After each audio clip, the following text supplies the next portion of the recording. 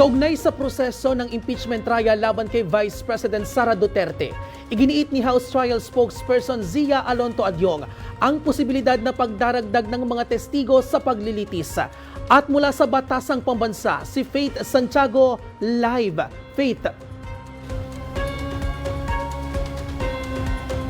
Bien, dagdag pa sa 30 testigo na isinumite ng prosekusyon, ayon kay House Trial Spokesperson Zia Alonto Adyong ay maaari pa rin umano magpresenta ng karagdagang testigo ang prosekusyon kahit na matapos ang pre-trial stage.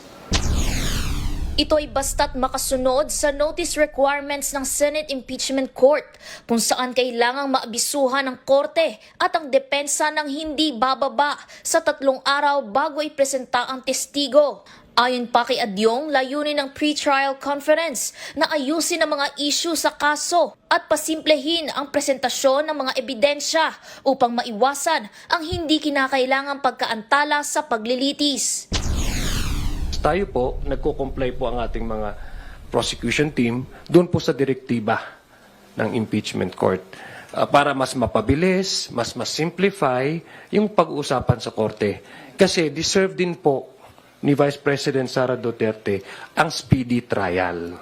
Kaya sisimplify po natin during the pre-trial conference yung pag-uusapan sa actual trial.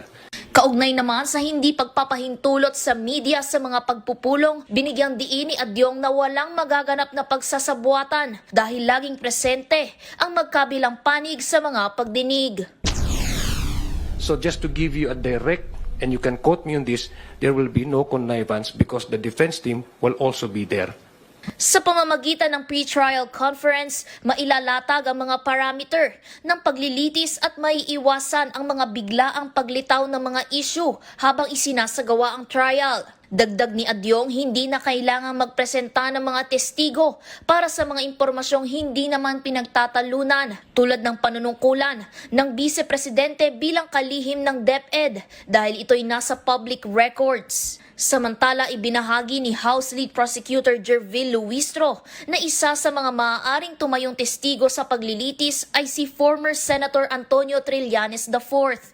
Bien, isa sa mga dahilan kung bakit isasagawa bilang executive session itong pre-trial conference ay buhat sa safety at security concerns ng mga posibleng tumestigo, habang pinapayagan naman ng mga alintuntunin ang pagreserba sa mga witness at documentary evidence basta't mailahad sa korte at sa kabilang panig ang kanilang kahalagahan at layunin sa paglilitis. Bien.